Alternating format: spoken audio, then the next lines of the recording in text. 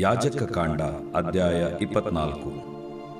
ಯೆಹೋವನು ಮೋಶೆಗೆ ಹೇಳಿದ್ದೇನೆಂದರೆ, ದೇವಸ್ಥಾನದಲ್ಲಿನ ದೀಪಗಳನ್ನು ಪ್ರತಿನಿತ್ಯವೂ ಉರಿಸುವುದಕ್ಕಾಗಿ ಇಸ್ರಾಯೇಲ್ಯರು ಎಣ್ಣೆ ಮರದ ಕಾಯಿಗಳನ್ನು ಕುಟ್ಟಿ ತೆಗೆದ ನಿರ್ಮಲವಾದ ಎಣ್ಣೆಯನ್ನು ನಿನಗೆ ತಂದುಕೊಡಬೇಕೆಂದು ಅವರಿಗೆ ಆಜ್ಞಾಪಿಸು.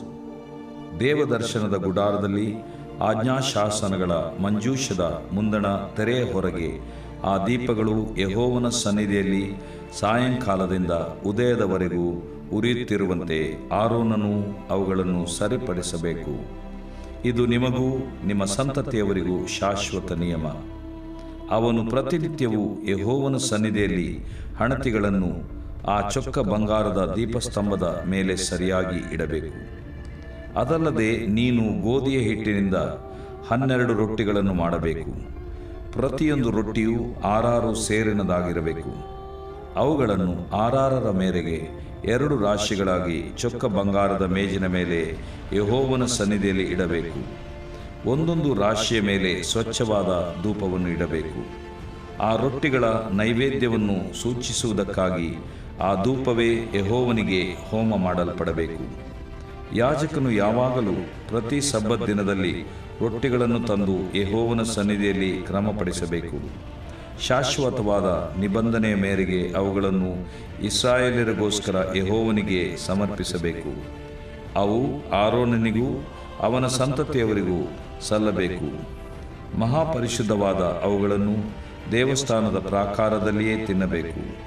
ಅವು ಯೆಹೋವನಿಗೆ ಸಮರ್ಪಿತವಾದ ಹೋಮ ದ್ರವ್ಯಗಳಿಗೆ ಸೇರಿದವುಗಳಾದ್ದರಿಂದ ಶಾಶ್ವತ ನಿಯಮದ ಪ್ರಕಾರ ಯಾಜಕರಿಗೆ ಸಲ್ಲಬೇಕು. ಇಸ್ರಾಯೇಲ್ ಸ್ತ್ರೀಯಲ್ಲಿ ಐಗುಪ್ತ ಪುರುಷನಿಂದ ಹುಟ್ಟಿದವನೊಬ್ಬನು ಬಂದು ಇಸ್ರಾಯೇಲರ ಪಾಳೆಯದಲ್ಲಿ ಇಸ್ರಾಯೇಲ್ಯನಾದ ಒಬ್ಬ ಮನುಷ್ಯನ ಸಂಗಡ ಜಗಳವಾಡುತ್ತಾ ಬೈದು ಯೆಹೋವನ ಹೆಸರನ್ನು ದೂಷಿಸಿದ್ದರಿಂದ ಅವನನ್ನು ಮೋಶೆಯ ಬಳಿಗೆ ಹಿಡಿದು ತಂದರು. ಅವನ ತಾಯಿಯು ದಾನ್ ಕುಲದ ದಿಬ್ರಿಯ ಮಗಳಾದ ಶೆಲೋಮೀತ್ ಎಂಬವಳು. ಅವನ ವಿಷಯವಾಗಿ ಯೆಹೋವನ ತೀರ್ಪನ್ನು ತಿಳುಕೊಳ್ಳುವ ಪರ್ಯಂತರ ಅವನನ್ನು ಕಾವಲಲ್ಲಿ ಇರಿಸಿದರು. ಆಗ ಯೆಹೋವನು ಮೋಶೆಗೆ ಹೇಳಿದ್ದೇನೆಂದರೆ, ಆ ದೂಷಿಸಿದವನನ್ನು ಪಾಳೆಯದ ಹೊರಗೆ ಒಯ್ಯಬೇಕು. ಅವನ ದೂಷಣೆಯ ಮಾತುಗಳನ್ನು ಕೇಳಿದವರೆಲ್ಲರೂ ಅವನ ತಲೆ ಮೇಲೆ ತಮ್ಮ ಕೈಗಳನ್ನಿಟ್ಟ ನಂತರ ಸಮೂಹದವರೆಲ್ಲರೂ ಅವನನ್ನು ಕಲ್ಲೆಸೆದು ಕೊಲ್ಲಬೇಕು. ಮತ್ತು ನೀನು ಇಸ್ರಾಯೇಲರಿಗೆ ಹೀಗೆ ಹೇಳಬೇಕು, ತನ್ನ ದೇವರನ್ನು ದೂಷಿಸಿದವನು ಆ ದೋಷದ ಫಲವನ್ನು ಅನುಭವಿಸಬೇಕು. ಯೆಹೋವನ ಹೆಸರನ್ನು ನಿಂದಿಸಿದವನಿಗೆ ಮರಣ ಶಿಕ್ಷೆಯಾಗಬೇಕು. ಸಮೂಹದವರೆಲ್ಲರೂ ಅವನನ್ನು ಕಲ್ಲೆಸೆದು ಕೊಲ್ಲಬೇಕು. ಅನ್ಯ ದೇಶಸ್ಥನೇ ಆಗಲಿ ಸ್ವದೇಶಸ್ಥನೇ ಆಗಲಿ ಯೆಹೋವನ ಹೆಸರನ್ನು ನಿಂದಿಸಿದರೆ ಅವನಿಗೆ ಮರಣಶಿಕ್ಷೆಯಾಗಬೇಕು. ಮನುಷ್ಯನನ್ನು ಹೊಡೆದು ಕೊಂದವನಿಗೆ ಮರಣಶಿಕ್ಷೆಯಾಗಬೇಕು. ಪಶುವನ್ನು ಹೊಡೆದು ಕೊಂದವನಿಂದ ಅದಕ್ಕೆ ಪ್ರತಿಯಾಗಿ ಈಡನ್ನು ಕೊಡಿಸಬೇಕು. ಪ್ರಾಣಿಗೆ ಪ್ರತಿಯಾಗಿ ಪ್ರಾಣಿಯನ್ನು ಕೊಡಿಸಬೇಕು. ಯಾವನಾದರೂ ಮತ್ತೊಬ್ಬನನ್ನು ಅಂಗಹೀನ ಮಾಡಿದರೆ ಅವನು ಮಾಡಿದಂತೆ ಅವನಿಗೆ ಮಾಡಿಸಬೇಕು. ಅವಯವವನ್ನು ಮುರಿದವನಿಗೆ ಅವಯವವನ್ನು ಮುರಿಯುವುದೇ ಶಿಕ್ಷೆ. ಕಣ್ಣಿಗೆ ಪ್ರತಿಯಾಗಿ ಕಣ್ಣನ್ನೂ ಹಲ್ಲಿಗೆ ಪ್ರತಿಯಾಗಿ ಹಲ್ಲನ್ನೂ ತೆಗೆಸಬೇಕು. ಮತ್ತೊಬ್ಬನನ್ನು ಅಂಗಹೀನ ಮಾಡಿದವನಿಗೆ ಈ ಪ್ರಕಾರ ಪ್ರತೀಕಾರ ಮಾಡಿಸಬೇಕು. ಪಶುವನ್ನು ಕೊಂದವನು ಅದಕ್ಕೆ ಬದಲಾಗಿ ಈಡು ಕೊಡಬೇಕು. ಮನುಷ್ಯನನ್ನು ಕೊಂದವನಿಗೆ ಮರಣಶಿಕ್ಷೆಯಾಗಬೇಕು. ಅನ್ಯರಿಗಾಗಲಿ ಸ್ವದೇಶದವರಿಗಾಗಲಿ ಪಕ್ಷಪಾತವಿಲ್ಲದೆ ಒಂದೇ ವಿಧಿ ಇರಬೇಕು. ನಾನು ನಿಮ್ಮ ದೇವರಾದ ಯೆಹೋವನು.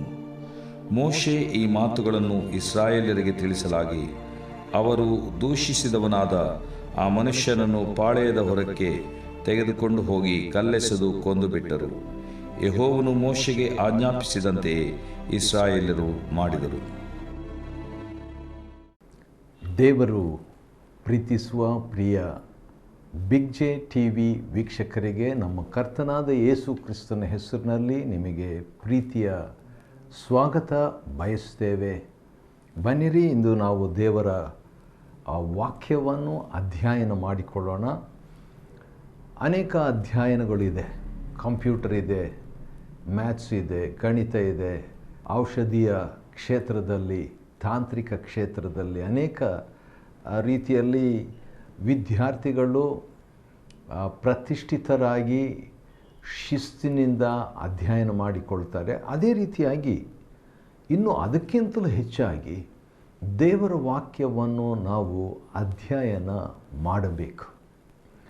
ನನಗೆ ಒಂದು ವಾಕ್ಯ ನೆನಪಿಗೆ ಬರ್ತಾ ಇದೆ. ಅಪೊಸ್ತಲ ಕೃತ್ಯ 17ನೇ ಅಧ್ಯಾಯದಲ್ಲಿ ಇರುವಂಥ ಒಂದು ವಾಕ್ಯ, 11ನೇ ವಚನ. The book of Acts chapter 17 verse 11. ಆ ಸಭೆಯವರು ಅಂದರೆ ಬೆರೋಯ ಎಂಬ ಸಭೆಯವರು ಅಥವಾ ಬೆರೋಯ ಪಟ್ಟಣದವರು ಥೆಸಲೋನಿಕದವರಿಗಿಂತ ಸದ್ಗುಣವುಳ್ಳವರಾಗಿದ್ದು, ಎರಡನೇದು ದೇವರ ವಾಕ್ಯವನ್ನು ಶುದ್ಧ ಮನಸ್ಸಿನಿಂದ ಅಂಗೀಕರಿಸಿ, ಮೂರನೇದು ಇವರು ಹೇಳುವ ಮಾತು ಹೌದೋ ಏನೋ ಎಂಬ ವಿಷಯದಲ್ಲಿ ಪ್ರತಿ ದಿನವೂ ಶಾಸ್ತ್ರಗಳನ್ನು ಶೋಧಿಸುತ್ತಿದ್ದರು. ಈ ಬೆರೋಯದವರ ಬಗ್ಗೆ 5 ವಿಷಯಗಳು ಹೇಳಲಾಗಿದೆ. ಅದರಲ್ಲಿ ಒಂದು ವಿಷಯ ಏನೆಂದರೆ, ಅವರು ದೇವರ ವಾಕ್ಯವನ್ನು ಪ್ರತಿ ದಿನವೂ ಅಧ್ಯಯನ ಮಾಡಿಕೊಳ್ತಿದ್ರಂತೆ. ಆದ ಕಾರಣ ನಾವು ಕೂಡ ಈ ದಿವಸಗಳಲ್ಲಿ ಬಿಗ್ ಜೆ ಟಿ ವಿ ಮಾಧ್ಯಮದ ಮುಖಾಂತರವಾಗಿ ದೇವರ ಕೃಪೆಯಿಂದ ಪ್ರತಿ ದಿನವೂ ದೇವರ ವಾಕ್ಯವನ್ನು ಆ ಬೆರೋಯದವರ ಹಾಗೆ ನಾವು ಕೂಡ ಅಧ್ಯಯನ ಮಾಡಿಕೊಳ್ಳುವಂತೆ ಕರ್ತನು ನಮಗೆ ಕೃಪೆ ಕೊಟ್ಟಿದ್ದಾನೆ. ಆತನ ನಾಮಕ್ಕೆ ಸ್ತೋತ್ರವಾಗಲಿ. ಇಂದಿನ ನಮ್ಮ ಅಧ್ಯಯನ ಯಾಜಕ ಕಾಂಡ ಮತ್ತು ಅದರಲ್ಲಿ 24ನೇ ಅಧ್ಯಾಯವನ್ನು ನಾವು ನೋಡಿಕೊಳ್ಳಲಿಕ್ಕಿದ್ದೇವೆ. The book of Leviticus chapter 24. 23ನೇ ಅಧ್ಯಾಯದಲ್ಲಿ 8 ಹಬ್ಬಗಳಿದೆ. ಮತ್ತು ಒಂದು ಹಬ್ಬ ಇದ್ದ ಹಾಗೆ ಇಲ್ಲ, ಅದು ಬಡವರಿಗಾಗಿ ಮತ್ತು ಅದೇ ಸಂದರ್ಭದಲ್ಲಿ ಪರದೇಶಸ್ಥರಿಗೋಸ್ಕರವಾಗಿ ಹಬ್ಬಗಳ ನಡುವೆ ಒಂದೊಂದು ಹಬ್ಬಗಳನ್ನು ದೇವರು ಮಾತಾಡ್ತಾ ನಡುವೆ ಬಡವರು ಪರದೇಶಸ್ಥರನ್ನು ಕೂಡ ನೆನಪು ಮಾಡಿಕೊಳ್ತಾನೆ. ಹಬ್ಬ ಮಾಡುವಾಗ ನಾವು ನಮ್ಮ ವಸ್ತ್ರ, ಊಟ ಇವುಗಳ ವಿಷಯದಲ್ಲಿ ಮಗ್ನರಾಗಿದ್ದು ಅಗತ್ಯತೆ ಇದ್ದಂಥ ಬಡವರು ಪರದೇಶಸ್ಥರನ್ನು ಮರ್ತು ಹೋಗಬಾರ್ದು ಎಂಬ ಕಾರಣಕ್ಕಾಗಿಯೂ ಏನು ದೇವರು ಈ ಹಬ್ಬಗಳ ನಡುವೆ, ಒಟ್ಟು 7 ಹಬ್ಬಗಳಿದೆ, ಅವುಗಳ ನಡುವೆ ಒಂದು ಹಬ್ಬ ಬಡವರನ್ನು ಸ್ಮರಿಸುವಂಥದ್ದು. ಗಲಾತಿ 2:10 ಪ್ರಕಾರವಾಗಿ ಹೊಸ ಒಡಂಬಡಿಕೆಯಲ್ಲಿ ಕೂಡ ಅಂಥ ಒಂದು ತೀರ್ಮಾನ ದೇವಜನರು ತಕ್ಕೊಂಡ್ರು.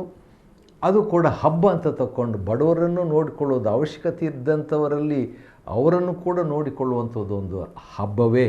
ಹಾಗಾದರೆ 8 ಹಬ್ಬಗಳ ವಿಷಯವಾಗಿ ನಾವು ನೋಡಿಕೊಳ್ತೇವೆ. ಸಬ್ಬತ್ ಹಬ್ಬ, ಪಸ್ಕ ಹಬ್ಬ, ಹುಳಿ ಇಲ್ಲದ ಹಬ್ಬ, ಪ್ರಥಮ ಫಲದ ಹಬ್ಬ ಮತ್ತು ಪಂಚಶತಮದ ಹಬ್ಬ, 50ನೇ ದಿನದ ಹಬ್ಬ ಮತ್ತು ತುತ್ತೂರಿಗಳ ಹಬ್ಬ, ದೋಷ ಪರಿಹಾರಕ ಹಬ್ಬ. ಆ ದೋಷ ಪರಿಹಾರಕ ಹಬ್ಬಕ್ಕಾಗಿ ಇಡೀ ವರ್ಷ ಇಸ್ರಾಯೇಲರು ಕಾಯ್ತಾ ಇದ್ದರು. 365 ದಿವಸಗಳಲ್ಲಿ ಒಂದು ದಿನ ಅದು ದೋಷ ಪರಿಹಾರದ ದಿನ, ಪಾಪ ಕ್ಷಮಾಪಣೆಯ ದಿನ, ಇಸ್ರಾಯೇಲರ ಪಾಪಗಳು ಪರಿಹಾರವಾಗುವಂಥ ದಿನ, ಮಹಾಯಾಜಕನಾದ ಆರೋನನ ಪಾಪ ಪರಿಹಾರ ಆಗುವಂಥ ದಿನ, ಆರೋನನ ಮಕ್ಕಳಾಗಿರುವಂಥ ಯಾಜಕರ ಪಾಪ ಪರಿಹಾರವಾಗುವಂಥ ದಿನ, ಸಂಭ್ರಮ ದಿನ. ಅದು ಕೂಡ ಹಬ್ಬವೇ, ಅದನ್ನು ಹಬ್ಬದೊಂದಿಗೆ ಹಾಕಲಾಗಿದೆ. ಈ ಹಬ್ಬಗಳ ಉದ್ದೇಶ ಏನು ಎಂಬುದಾಗಿ ನೋಡುವಾಗ ಒಂದು 3 ಅಥವಾ 5 ಕಾರಣಗಳನ್ನು ನಾನು ಹೇಳ್ಬೋದು. ಒಂದು, ದೇವರನ್ನು ಸ್ಮರಿಸಲಿಕ್ಕೆ. ಎರಡನೇದು, ದೇವರಿಗೆ ಕೊಡೋದಕ್ಕೆ ಕಾಣಿಕೆಯಾಗಿ. ದೇವರನ್ನು ಸ್ಮರಿಸುವುದಕ್ಕೆ ಅಂತ ಹೇಳುವಾಗ ದೇವರು ಮಾಡಿದ ನಾನಾ ಕೃತ್ಯಗಳನ್ನು, ಉಪಕಾರಗಳನ್ನು ಹಬ್ಬವಾಗಿ ಸ್ಮರಿಸುವಂಥದ್ದು. ಎರಡನೇದು, ದೇವರಿಗಾಗಿ ಕಾಣಿಕೆಯನ್ನಾಗಲಿ ಅಥವಾ ಕಪ್ಪವನ್ನಾಗಲಿ ಹರಕೆಯನ್ನಾಗಲಿ ಕೊಡುವುದಕ್ಕೋಸ್ಕರವಾಗಿರುವಂಥದ್ದು ಈ ಹಬ್ಬಗಳು. ಮೂರನೇದು, ಸಭೆ ಕೂಡಬೇಕಂತ ಹೇಳಿದಾಗ ಸಭೆಯಾಗಿ ಒಬ್ಬೊಬ್ಬರು ಒಂದೊಂದು ಮನೆಯಲ್ಲಿ ಹಬ್ಬ ಮಾಡೋಕ್ಕಿಂತಲೂ ಒಟ್ಟಾಗಿ ಸೇರಿ ಹಬ್ಬ ಮಾಡುವಂಥದ್ದು ದೇವರಿಗೆ ಸಂತೋಷವಾಗಿತ್ತು. ಒಂದು ಅನ್ಯೋನ್ಯತೆ ಅಥವಾ ಸ್ನೇಹತ್ವ, ಸಂಬಂಧ ಬೆಳೆಸುವಂಥದ್ದು, ಸಂಬಂಧ ಕಟ್ಟುವಂಥದ್ದು, ಸರಿಪಡಿಸಿಕೊಳ್ಳುವಂಥದ್ದು ಅಂಥ ಒಂದು ಹಬ್ಬ ಇತ್ತು. ಆ ಸಂದರ್ಭದಲ್ಲಿ ಯಾವ ಕೆಲಸವನ್ನು ಮಾಡದೆ ಸಂಪೂರ್ಣ ವಿರಾಮದಿಂದ ಇರಬೇಕಂತ ಹೇಳ್ಬಿಟ್ಟು ಯಾಜಕಾಂಡ 23:39 ದೇವರು ಹೇಳಿರುವಾಗ ಆವಾಗ ಗಮನ ಆ ಕಡೆ ಈ ಕಡೆ ಹೋಗೋದಿಲ್ಲ ಎಂಬುದಾಗಿ ನೋಡ್ತೇವೆ. ಅಷ್ಟೇ ಅಲ್ಲದೆ ಈ 7 ದಿನಗಳು ಕೆಲವು ಸಾರಿ ಒಂದಿನ ಹಬ್ಬ ಅಲ್ಲ, 7 ದಿವಸದ ಹಬ್ಬ. ದೇವರಿಗಾಗಿ ಶಾರ್ಟ್ ಆ್ಯಂಡ್ ಸ್ವೀಟಾಗಿ ಸಮಯ ಕೊಡೋದಲ್ಲ, ದೀರ್ಘವಾಗಿ ಕೊಡೋದು. ವಾರಕ್ಕೆ 7 ದಿವಸ ದೇವ್ರು ಹೇಳ್ತಾರೆ, 7 ದಿವಸ ನನಗೆ ಕೊಟ್ಬಿಡಿ. ಮೊದಲು ಹೇಳಿದ್ದು ವಾರಕ್ಕೆ 1 ದಿವಸ ಕೊಡ್ರಿ ಅಂತ, ಈಗ 7 ದಿವಸನೂ ನನಗೆ ಕೊಡ್ರಿ ಎಂಬುದಾಗಿ ಹೇಳಿಬಿಟ್ಟು ಯಾಜಕಾಂಡ 23:41 ಆವಾಗ ನೀವೇನು ಮಾಡಬೇಕು? ಸಂಭ್ರಮದಿಂದ ಇರಬೇಕು. ಆವಾಗ ಏನಾಗಿರಬೇಕು? 7 ದಿನಗಳವರೆಗೆ ಈ ಉತ್ಸಾಹವನ್ನು ಆಚರಿಸಬೇಕು. ಅಂದರೆ ಅದು ಒಂದು ಕಾರಣ, ಉತ್ಸಾಹವಾಗಿರಬೇಕು, ಸಂತೋಷವಾಗಿರಬೇಕು, ಹಬ್ಬ ಮಾಡಬೇಕು ಅಂತ ಹೇಳ್ಬಿಟ್ಟು. ಹೊಸ ಒಡಂಬಡಿಕೆಯಲ್ಲಿ ಹಬ್ಬ ಅಂತ 2 ಕಡೆ ಬರ್ತದೆ, ಕನಿಷ್ಠ 2 ಕಡೆ ಬರ್ತದೆ. ಅದು ನೆನಪಿಗೆ ಬರ್ತಾ ಇದೆ. ಲೂಕನ ಬರೆದ ಸುವಾರ್ತೆ 15ನೇ ಅಧ್ಯಾಯದಲ್ಲಿ ತಪ್ಪಿ ಹೋದ ಮಗನು ಮನೆಗೆ ಹಿಂದಿರಿದಾಗ ಹಬ್ಬ ಮಾಡೋಣ ಅಂತ ತಂದೆ ಹೇಳಿದರು. ಅದೇ ರೀತಿಯಾಗಿ 1ನೇ ಕೊರಿಂಥ 5ನೇ ಅಧ್ಯಾಯದಲ್ಲಿ ಪೌಲನು ಮಾತನಾಡುವಾಗ ದುಷ್ಟತನ, ದುಷ್ಕೃತ್ಯ ಇದೆಲ್ಲ ತೆಗೆದು ಹಾಕುವಾಗ ಸರಳ ಮನಸ್ಸು ನಮಗಿದ್ದರೆ ಅದು ಒಂದು ಹಬ್ಬ ಎಂಬುದಾಗಿ ಆತನಾಗಿದ್ದಾನೆ. ಆ ವಾಕ್ಯವನ್ನು ಓದಿಕೊಳ್ಳುವಂಥದ್ದು ಒಳ್ಳೆಯದೆಂಬುದಾಗಿ ನನಗೆ ಅನಿಸ್ತದೆ. ಯಾಕಂತೇಳಿದರೆ ಹಬ್ಬಗಳ ವಿಷಯವಾಗಿ ನಾವು ನೋಡಿಕೊಳ್ಳುವಾಗ ಹೊಸ ಒಡಂಬಡಿಕೆಯ ಹಬ್ಬವನ್ನು ಕೂಡ ನಾವು ಮರೆತು ಹೋಗಬಾರದು. ಕೊರಿಂಥದವರು ಈ ಮಾತನ್ನು ಕೇಳಿದಾಗ ಒಂದು ವೇಳೆ ಅವರಿಗೆ ಆಶ್ಚರ್ಯವಾಗಿರ್ಬೋದು. ಯಾಕಂತೇಳಿದ್ರೆ ನಿಜವಾದ ಆತ್ಮಿಕ ಹಬ್ಬ ಏನು ಎಂಬುದಾಗಿ ಹೇಳುವಾಗ ಪೌಲನು ಈ ಮಾತನ್ನು ಹೇಳುವಾತನಾಗಿದ್ದಾನೆ. ಅದನ್ನು ನಿಮಗೋಸ್ಕರವಾಗಿ ಪ್ರಿಯ ವೀಕ್ಷಕರೇ ಓದ್ತೇನೆ. 1ನೇ ಕೊರಿಂಥ 5ನೇ ಅಧ್ಯಾಯದಲ್ಲಿ ನಾವು 8ನೇ ವಚನವನ್ನು ನಾವು ನೋಡೋದಾದರೆ 2ನೇ ಭಾಗದಲ್ಲಿ ಸರಳತೆ, 1 Corinthians chapter 5 verse 8, ಸರಳತೆ, ಸತ್ಯತೆ ಎಂಬ ಹುಳಿಯಿಲ್ಲದ ರೊಟ್ಟಿಯನ್ನೇ ತೆಗೆದುಕೊಂಡು ಹಬ್ಬವನ್ನು ಆಚರಿಸೋಣ. ಅದಕ್ಕಿಂತ ಮುಂಚೆ ಇನ್ನೊಂದು ಮಾತನ್ನು ಆತನು ಹೇಳ್ತಾನೆ, ನಾವು ಹಳೇ ಹುಳಿಯನ್ನು, ಅಂದರೆ ದುರ್ಮಾರ್ಗತ್ವ, ದುಷ್ಟತ್ವ ಎಂಬ ಹುಳಿಯನ್ನು ಇಟ್ಟುಕೊಳ್ಳದೆ, ಯಾವಾಗ ಇದು ಇರೋದಿಲ್ವೋ, ಸರಳತೆ ಸತ್ಯತೆ ಇರ್ತದೋ 24 hours ನಮಗೆ ಹಬ್ಬ ಇರ್ತದೆ ರೀ. ಸರಿ, 24ನೇ ಅಧ್ಯಾಯ ಯಾಜಕಾಂಡದಲ್ಲಿ ನಾವು ನೋಡುವಾಗ ದೇವರು ದೇವಸ್ಥಾನದಲ್ಲಿ ದೀಪ ಅದು ಸದಾ ಇರಬೇಕು ಎಂಬಂಥ ಒಂದು ಮಾತನ್ನು ಮತ್ತು ಆ ರೊಟ್ಟಿಯ ಕುರಿತನ್ನು ಮತ್ತು ಅದೇ ಸಂದರ್ಭದಲ್ಲಿ ಹಬ್ಬವನ್ನು ಮಾಡದಂತೆ ದೇವರಿಗೆ ದೂಷಣೆ ಮಾಡಿದಂಥ ಒಬ್ಬ ಮನುಷ್ಯನ ಬಗ್ಗೆ ನಾವು ನೋಡಿಕೊಳ್ತೇವೆ. 24ನೇ ಅಧ್ಯಾಯ 1ನೇ ವಚನದಲ್ಲಿ ಯೆಹೋವನು ಮೋಶೆಗೆ ಹೇಳಿದ್ದೇನೆಂದರೆ, ಮತ್ತೆ ಅದೇ ಮಾತು 560 ಸಾರಿ ಬಂದಂಥ ಮಾತು ಮತ್ತೆ ಇಲ್ಲಿ ಒಂದು ಸಾರಿ ಕಾಣಿಸ್ಕೊಳ್ತದೆ. ದೇವಸ್ಥಾನದಲ್ಲಿನ ದೀಪಗಳನ್ನು ಪ್ರತಿನಿತ್ಯವೂ ಉರಿಸುವುದಕ್ಕಾಗಿ ಇಸ್ರಾಯೇಲರು ಎಣ್ಣೆ ಮರದ ಕಾಯಿಗಳನ್ನು ಕುಟ್ಟಿ ತೆಗೆದ ನಿರ್ಮಲವಾದ ಎಣ್ಣೆಯನ್ನು ನಿನಗೆ ತಂದು ಕೊಡಬೇಕೆಂದು ಅವರಿಗೆ ಆಜ್ಞಾಪಿಸು. ಎಣ್ಣೆ ಆ ದಿವಸಗಳಲ್ಲಿ ಏನು ಮಾಡ್ತಿದ್ರು? ಎಣ್ಣೆ ಮರದ ಕಾಯನ್ನು ಕುಟ್ಟಿ ಜಜ್ಜಿ ಅದರಿಂದ ಎಣ್ಣೆಯನ್ನು ತೆಗಿತಿದ್ರು. ನೆನಪಿದೆಯಾ? 10 ಕನ್ನಿಕೆಯರು 5 ಜನರಲ್ಲಿ ಎಣ್ಣೆ ಕೊರತೆ ಅವರಿಗಿತ್ತು. ಹೋಗಿ ನೀವು ಕೊಂಡುಕೊಳ್ಳ್ರಿ ಅಂತ ಹೇಳ್ಬಿಟ್ಟು ಬುದ್ಧಿವಂತರು ಹೇಳಿಬಿಟ್ರು. ಹೋಗಿ ಅವ್ರು ಕೊಂಡುಕೊಂಡು ಬರೋಷ್ಟರೊಳಗೆ ಆ ಬಾಗಿಲು ಮುಚ್ಚಲಾಗಿತ್ತು. ಮದುಮಗನು ಬಂದಿದ್ದಾಯಿತು, ನೀವು ಯಾರು ನನಗೆ ತಿಳಿಯದು, ಬಾಗಿಲು ಮುಚ್ಚಿದೆ ಎಂಬುದಾಗಿ ಹೇಳ್ತಾನೆ. ಆದರೆ ಅದರಲ್ಲಿ ಒಂದು ಮಾತನ್ನು ಹೇಳಲಿಕ್ಕೆ ಇಷ್ಟಪಡ್ತೇನೆ. ಅದೇನೆಂದರೆ, ಎಣ್ಣೆ ಯಾವ ರೀತಿಯಾಗಿ ಆ ದಿವಸಗಳಲ್ಲಿ ಉಂಟು ಮಾಡ್ತಿದ್ದ ಅಂದರೆ ಕುಟ್ಟಿ ಜಜ್ಜಿ ಎಣ್ಣೆಯನ್ನು ತೆಗಿತಿದ್ರು.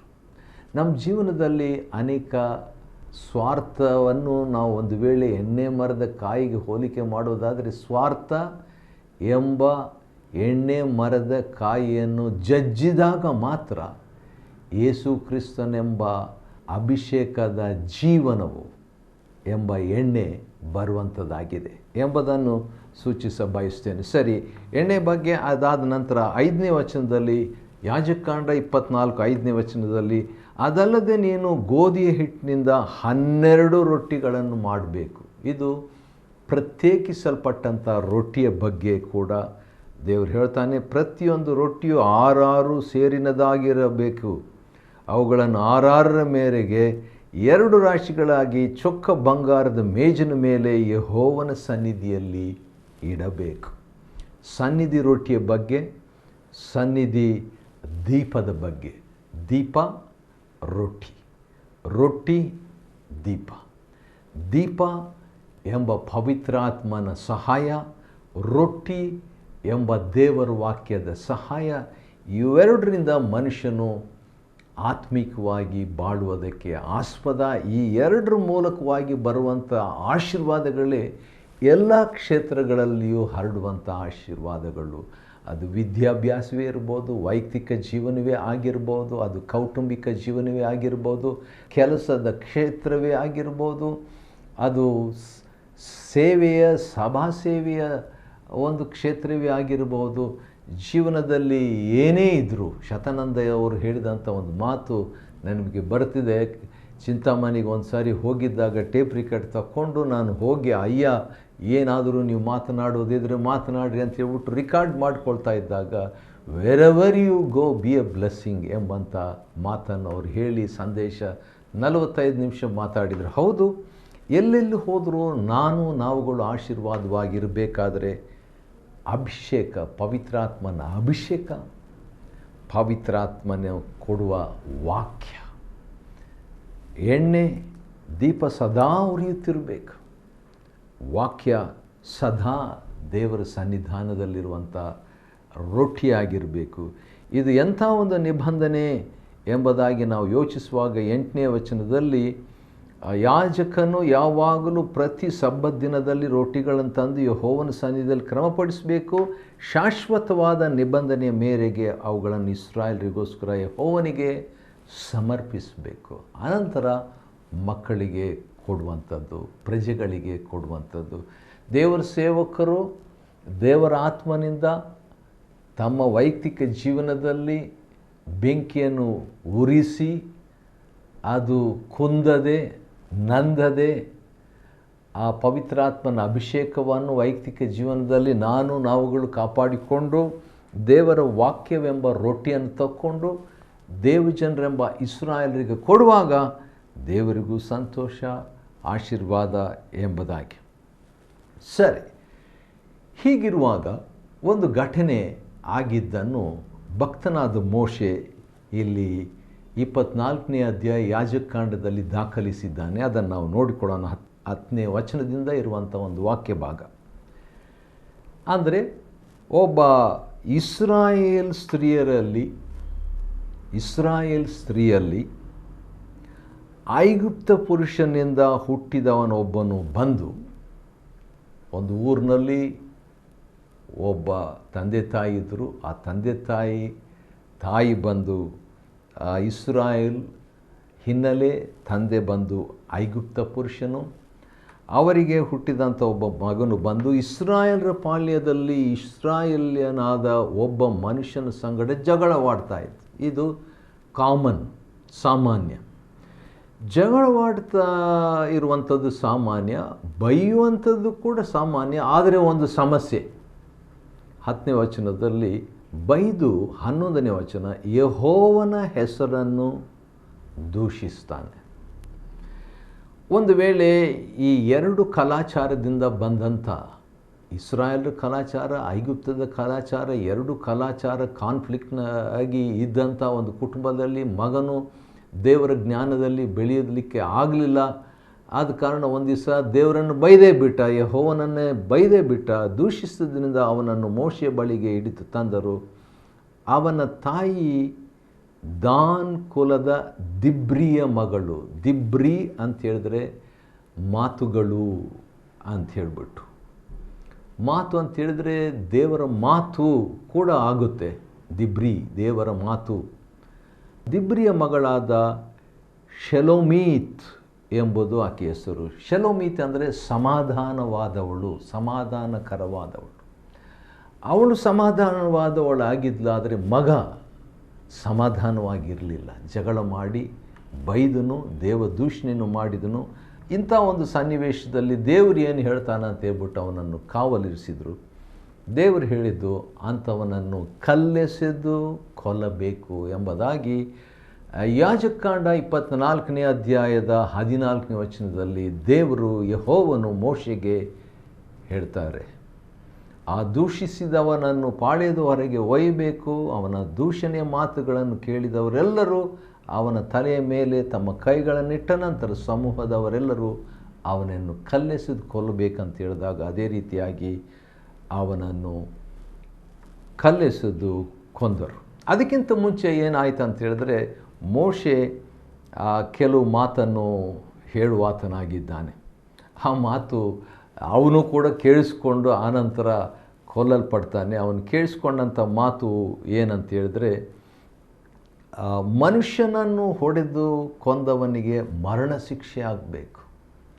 ಹಾಗಾದರೆ ಒಂದು ಕೊಲೆಗೂ ದೇವದೂಷಣೆಗೂ ಇರುವಂಥ ಸಮಾನತ್ವವನ್ನು ಇಲ್ಲಿ ನಾವು ನೋಡ್ತೇವೆ. ಒಬ್ಬ ಮನುಷ್ಯನು ದೇವರ ಸೃಷ್ಟಿಯಲ್ಲಿ ಸ್ವರೂಪದಲ್ಲಿ ಉಂಟು ಮಾಡಿದಂಥ ಮನುಷ್ಯನನ್ನು ಕೊಂದಂಥದ್ದು 24ನೇ ಅಧ್ಯಾಯ ಯಾಜಕಕಾಂಡ 17ನೇ ವಚನ ಅದು, ಮತ್ತು ದೇವರನ್ನು ದೂಷಿಸುವಂಥದ್ದು ಕೂಡ ಕೊಲೆಗೆ ಸಮಾನವೇ. ಎರಡೂ ಭಾಳ ಗಂಭೀರವಾದದ್ದಂತ ನಾವು ನೋಡ್ತೇವೆ.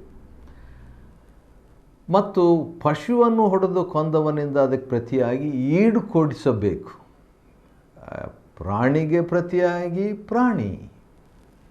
ಅದೇ ರೀತಿಯಾಗಿ 20ನೇ ವಚನ ಕಣ್ಣಿಗೆ ಪ್ರತಿಯಾಗಿ ಕಣ್ಣು. ಸರಿ, ಒಂದು ವೇಳೆ ಅಂಗಹೀನ ಮಾಡಿದವನಿಗೆ 21ನೇ ವಚನ ಅಂಗಹೀನ ಮಾಡಿದವನಿಗೆ ಈ ಪ್ರಕಾರ ಪ್ರತೀಕಾರ ಮಾಡಬೇಕು. ಈ ರೀತಿಯಾಗಿ ಹಳೆ ಒಡಂಬಡಿಕೆಯಲ್ಲಿ ಇತ್ತು. ಯಾಕೆ ಈ ರೀತಿಯಾಗಿತ್ತು? ನಾನು ನಿಮ್ಮ ದೇವರಾದ ಯೆಹೋವನು 22ನೇ ವಚನ. ನಾನು ಹೇಳ್ತೀನಿ, ನೀವು ಮಾಡಿರಿ. ನನಗೆ ವಿಧೇಯರಾಗೋದಕ್ಕೆ ಇದನ್ನು ಮಾಡಿರಿ. ನನ್ನನ್ನು ಮೆಚ್ಚಿಸುವುದಕ್ಕೆ ಇದನ್ನು ಮಾಡಿರಿ. ನಾನು ಹೇಳಿದ್ದರಿಂದ ಇದನ್ನು ಮಾಡಿರಿ. ನನ್ನ ಸ್ವಭಾವ ನಿಮ್ಗೆ ಬರಬೇಕು, ಅದಕ್ಕಾಗಿ ಮಾಡಿರಿ ಅಂತ ಹೇಳಿದ ಮೇಲೆ ಯೆಹೋವನು ಮೋಶೆಗೆ ಆಜ್ಞಾಪಿಸಿದಂತೆಯೇ ಇಸ್ರಾಯೇಲರು ಮಾಡಿದ್ರಂತ ನಾವು ನೋಡ್ತೇವೆ. 24ನೇ ಅಧ್ಯಾಯ ಯಾಜಕಕಾಂಡವನ್ನು ಅಧ್ಯಯನ ಮಾಡುವಂತೆ ತಂದೆ ದೇವರು ನಮಗೆ ಕೊಟ್ಟ ಕೃಪೆಗಾಗಿ ಆತನಿಗೆ ಸ್ತೋತ್ರವಾಗಲಿ. ದೇವರು ನಿಮ್ಮನ್ನು ಆಶೀರ್ವದಿಸಲಿ.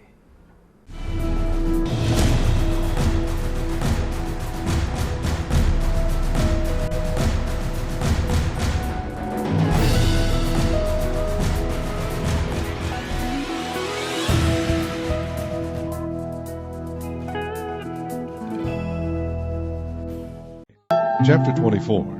And the Lord spake unto Moses, saying, Command the children of Israel that they bring unto thee pure oil olive beaten for the light, to cause the lamps to burn continually. Without the veil of the testimony in the tabernacle of the congregation shall Aaron order it from the evening unto the morning before the Lord continually. It shall be a statute for ever in your generations. He shall order the lamps upon the pure candlestick before the Lord continually. And thou shalt take fine flour, and bake 12 cakes thereof. 2/10 deals shall be in one cake. And thou shalt set them in 2 rows, 6 on a row upon the pure table before the Lord. And thou shalt put pure frankincense upon each row, that it may be on the bread for a memorial, even an offering made by fire unto the Lord. Every Sabbath he shall set it in order before the Lord continually, being taken from the children of Israel by an everlasting covenant. And it shall be Aaron's and his sons, and they shall eat it in the holy place. For it is most holy unto him of the offerings of the Lord, made by fire by a perpetual statute. And the son of an Israelite woman, whose father was an Egyptian, went out among the children of Israel. And this son of the Israelitish woman and a man of Israel strove together in the camp. And the Israelitish woman's son blasphemed the name of the Lord, and cursed. And they brought him unto Moses, and his mother's name was Shelomith, the daughter of Debri, of the tribe of Dan. And they put him in ward, that the mind of the Lord might be shewed them. And the Lord spake unto Moses, saying, Bring forth him that hath cursed without the camp, and let all that heard him lay their hands upon his head, and let all the congregation stone him. And thou shalt speak unto the children of Israel, saying, Whosoever curseth his God shall bear his sin. And he that blasphemeth the name of the Lord, he shall surely be put to death. And all the congregation shall certainly stone him, as well as the stranger, as he that is born in the land, when he blasphemeth the name of the Lord, shall be put to death. And he that killeth any man shall surely be put to death. And he that killeth a beast shall make it good, beast for beast. And if a man cause a blemish in his neighbor, as he hath done, so shall it be done to him. Breach for breach, eye for eye, tooth for tooth. As he hath caused a blemish in a man, so shall it be done to him again. And he that killeth a beast, he shall restore it. And he that killeth a man, he shall be put to death. Ye shall have one manner of law, as well as for the stranger, as for one of your own country, for I am the Lord your God. And Moses spake to the children of Israel, that they should bring forth him that had cursed out of the camp, and stone him with stones. And the children of Israel did as the Lord commanded Moses.